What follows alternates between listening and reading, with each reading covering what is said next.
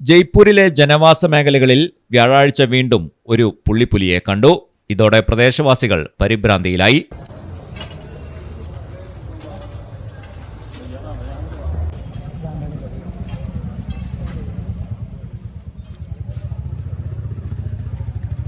സിക്കാർ ഹൌസിനടുത്തുള്ള ശാസ്ത്രി നഗർ പ്രദേശത്താണ് പുള്ളിപ്പുലിയെ പുലർച്ചെ കണ്ടത്.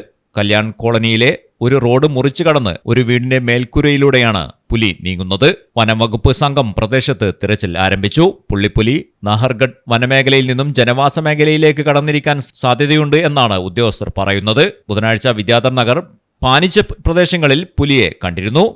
News desk Malayalam television.